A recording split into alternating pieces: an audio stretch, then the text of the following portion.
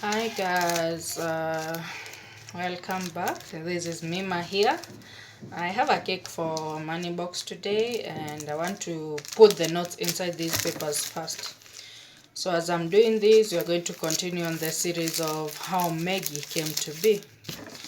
So this is quite emotional and I don't know if we'll finish this on part 3 or we are going to continue to part 4.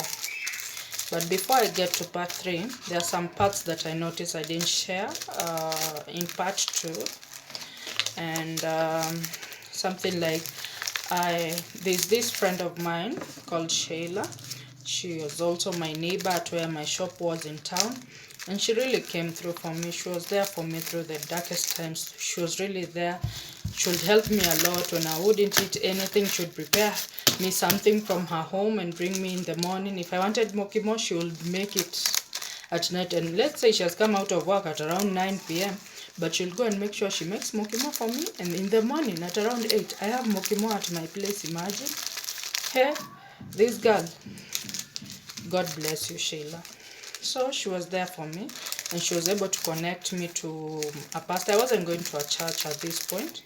She was also able to connect me to a pastor known as Pastor Lily, now a reverend at AGC Karen, who has been a large part of being Meghan, who really walked with me all this journey. So I had shared with her the struggles that I had, the diabetes, how the father is behaving, how the pregnancy is taking me up to this point when I come to realize that Meg is not okay. So here I am. I've been told by my doctor that the legs won't grow. So I broke down and I went to my house. At my house, I went and picked every knife I could find in that house and put them. It was a bed sitter. I was staying in a bed sitter. I took the knives and I went to bed with them, thinking which is the fastest way to kill myself. I was suicidal at this point. I wasn't in my right mind, I would say that. So I put these knives on bed, thinking which one is the best to kill myself first. But I don't know what came over me. I got into a very deep sleep. I slept, and it's a door knock, a very loud door knock that woke me up. And here was Mr. Y. I understand my mom had called him and asked him where I was, so he came looking for me. So he came, he didn't share anything, we didn't talk actually. He found the knives in my bed, he put them in the sink, and he was just standing over me. He didn't want me to go out, he held me. I didn't understand what was happening. So in the process, I wanted to call Shayla, my friend, so that this guy can just leave me, to tell this guy to go. But then my mom called first and asked me where I was. I told her I'm in the house and I want to go to work because I have a cake for a client which was to be picked early in the morning at around 7 a.m. This is around 8 p.m. we are talking with mom. Then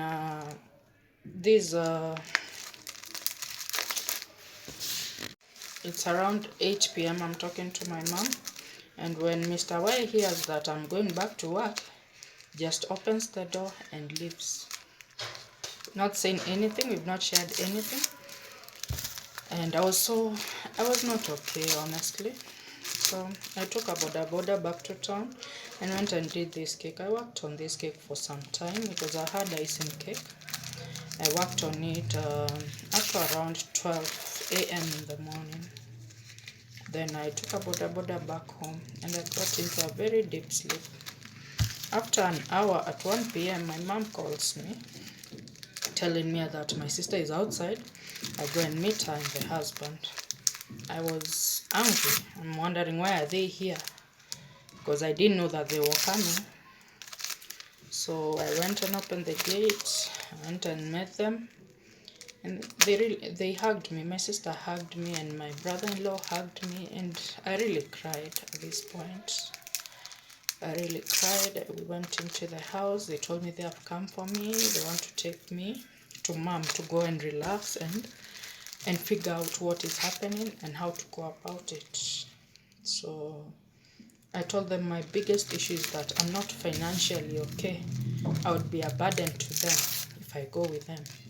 But they say the finances will take care of themselves. They are just here for me first, so that I can get peace of mind, so that we can get clarity on what is happening. So I had one more cake to do. It was a fresh cream cake. They took me to work. This is now at 2 a.m. in the morning. We went to my workplace. I went and did this cake. And by 3 we were on our way to Gilgil. My mom stays in Gilgil. We went to Gilgil. I barely slept through the trip to Gilgil. And when I got home, actually I didn't even dress. I didn't even know what I packed for the journey.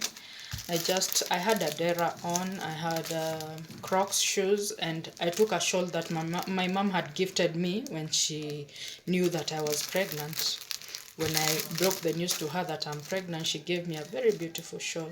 That's the one I was walking with. I was wrapping myself with. At least I would feel my mom's warmth. I will feel her being close to me.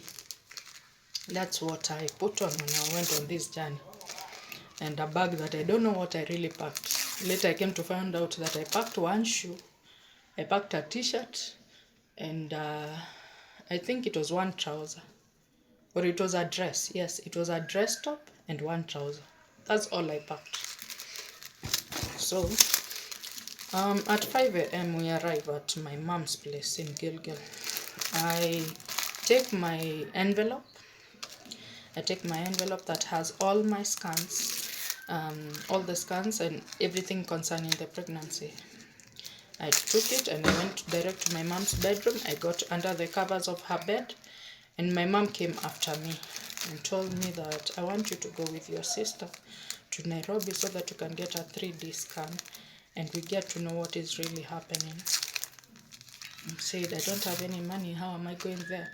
She told me her brothers, my uncles, are behind us and they're going to help us where we can. Everyone will stand by me and do what we can. So I got back into the car and we traveled to Nairobi. This time I slept a bit. After when we got to Nairobi at around 8 a.m. in the morning. I went straight to bed, remembering I'm a diabetic. My sister doesn't have anything for a diabetic in her house. When I woke up at around 12, and there was nothing for me to eat in the house. So I called her. She was away. She had gone away. She had something to do. I called her and she came back with a lot of mala.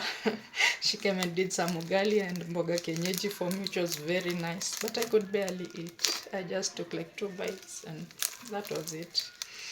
So I stayed there watching movies, being online for that day.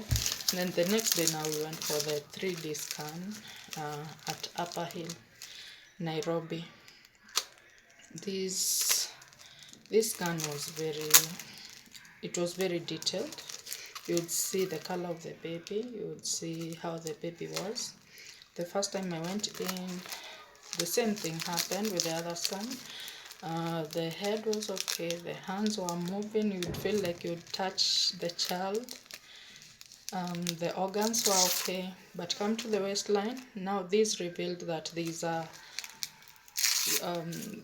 a swelling at the base of the spine, where the spine appears shortened, and then the spine appears shortened, and then where the spine has ended, there's a mass. There's a big mass over there, which was not understood what it was. So the doctor told me to go out, take some tea, take some soda, so that we determine how the legs are, if we would see if they would move around. We went with my sister. I took the soda, a big Fanta, 500 ml Fanta soda. Went back in, same thing, no movement, nothing. But this proved now this mass that we had not been told earlier. And this suggested that this was spina bifida. So I was broken at this point. I was crying a lot. We went out of the microlab. My sister was given the scans, and I just went and sat by the pavement at a roadside, and my brother was on his way with an Uber to come and pick us and take us back to my sister's place. So he found me there, seated by the pavement, crying a lot. He just hugged me, said everything will be okay. We'll see how to go about it. But this proved that the baby wasn't okay. The baby had no legs. The scan said had no legs, and then this basically they said like it's a spina bifida. So my sister connected with a friend of hers who is a nurse who had helped her with the birth of her second born child. So we met in Nairobi town. And this nurse, when she saw the scan and saw every detail written on it, they said that this is a child with spina bifida. This is a child who will live a very frustrated life. This is a child who might not survive even during birth. These things broke me. And I came to the decision that I want to terminate this pregnancy because this is a lot. I'm a single mom of one child. I have this other child who I'm told might not even survive. I don't know what to do about it. This is Saturday now. Went to my sister's and spent the weekend there, but I had made my intentions clear that I want to terminate this pregnancy because I don't know what to expect from it. I just want to cut this pain and move on with my life, what is left of my life, because I'm suicidal at this point. I'm not reasoning straight now.